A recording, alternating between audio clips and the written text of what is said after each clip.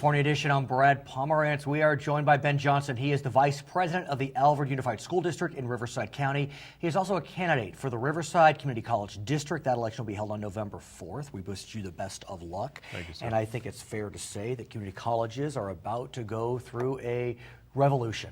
Absolutely.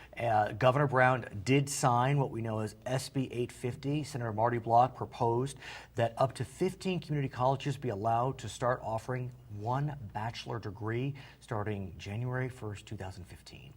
Exciting, and we've talked about it before, and I wish RCCD would have been on the forefront of that at an earlier stage, but it will be a game changer for education to be able to get a four-year degree at roughly $1,500 a year as opposed to $7,000. Be as specific as you can, because I think it's hard for us to envision how impactful this legislation could be. I got to tell you, I mean, I track legislation just because I'm that kind of guy. This was one piece I was really tracking because I really wanted to see what would happen. And I actually thought the governor would sign it because he had signed the intercession bill that allowed LBCC to offer classes at a higher rate in off session. So I'm not surprised he signed it, but still, I was fascinated to see what would happen. It's thrilling. 21 other states have already been offering this opportunity for our students. I read this article that Tim White, who's in charge of all the Cal States, had basically said 250,000 students are turned away from the Cal States.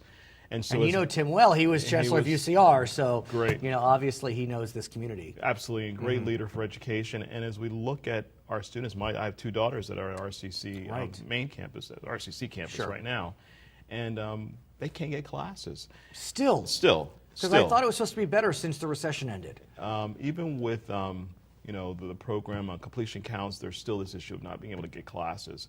But the bigger issue of being able to have our students that cannot get into the Cal States or even financially want to be able to take something at their community college and get a four-year degree at maybe say $7,000 for all 4 years, it could change, especially the Inland Empire. Think about that. Cal State, which is not a bad deal, is about $7,000 a year, just tuition fees. That's not room and board. What you're saying, $7,000 for 4 years. 4 years. I don't want to count people's pennies, but that seems doable, no?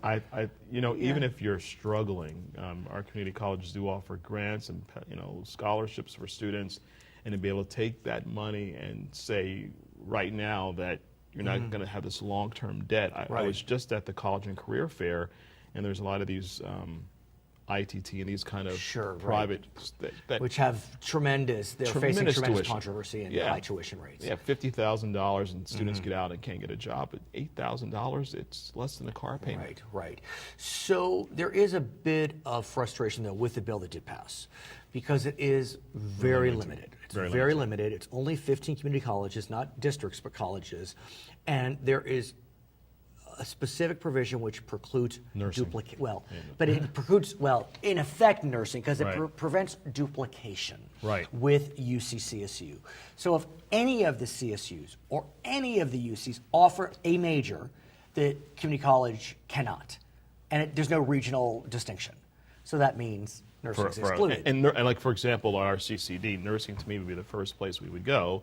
We have law enforcement and culinary, but I think it makes sense. We have a great nursing program there. I think this is a small hurdle to get over. I think they're trying to appease this issue with the Cal States. But if they go back to what Tim White said and realize that it doesn't matter if they offer these other classes because the students can't get in. So do you anticipate a legislative fix, I'll call it, on this issue of duplication? I mean, it would seem to me, that if you're going to want to avoid duplication, maybe make it regional. So if, let's say, Cal State San Bernardino offers a degree in automotive, maybe RCC shouldn't. And as long as that program is not impacted. And not impacted, So I think that if, like anything else, if there's a waiver process, which I think that just makes sense for the local district to be able to say we want a waiver. I think quickly we need to expand that 15 to other areas.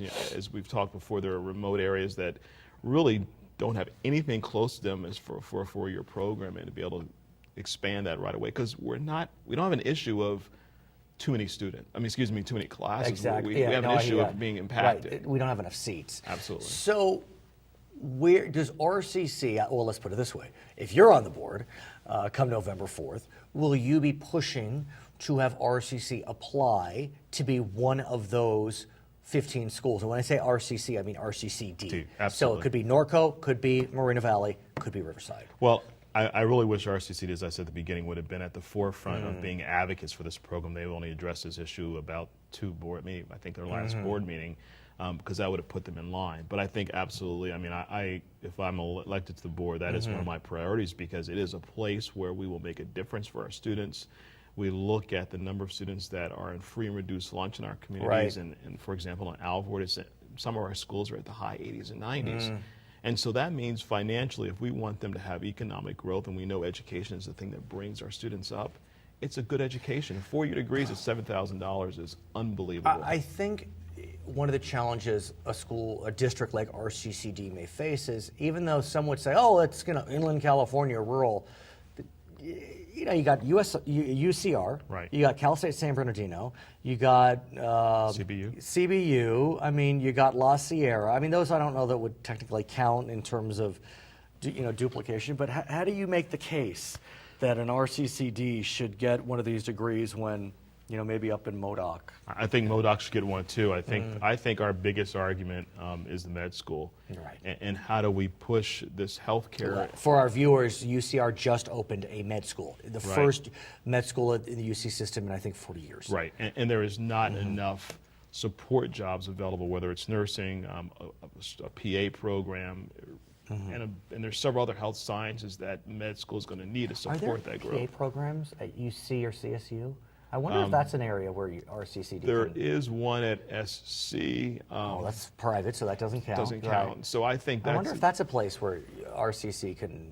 And they already have a good PA program. You do have a PA program at now. RCC now. So. And I don't know if our viewers know this. PAs make a lot of money. They do. I mean, this is a real. And I got to tell you, when I go to the doctor, especially a dermatologist, the PAs do they're slicing and dicing, and I mean. And I think with healthcare in general, most offices are going to be, as they talk about the Affordable Care Act, PAs are going to be, they're already running offices now anyway, and I think that's only going to expand. So we need more of those people trained. I want to ask you, as you're running for this office, are voters aware of this? The 4-year? SB 850? It's not on mind. It's not on top of mind. Yeah. They're not. I think the most common thing that I hear from people out there relative to when I'm walking, because even 105-degree weather, we're still walking. Have to walk, still walking. Is the issue of my son or my brother or my family member goes there and they can't get the classes, so instead of taking 2 years, it's taking them 4 years. But so what's the answer on that issue? Completion Counts is a program that I think is a well-designed program that if students sign a contract, they get in and out in 2 years.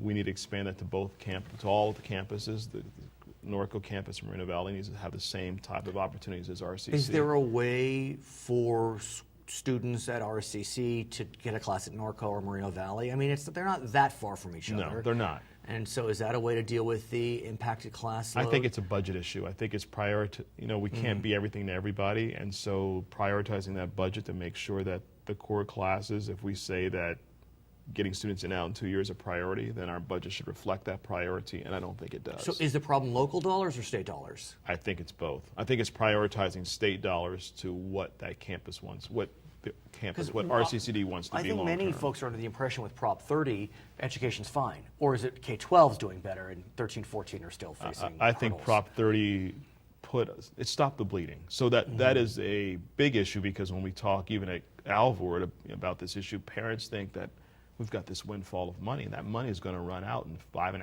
years. Right, unless the voters renew Prop 30, which we don't know if they will, or if it will even be on the ballot. Exactly, and so we are not fine. We're better than we were, but there's not an influx of new dollars. His name is Ben Johnson. He is the VP of Alvord Unified School District, a candidate for the Riverside Community College District. The election's on November 4th. Don't forget to vote. I'm Brad Pomerance. It's California Edition.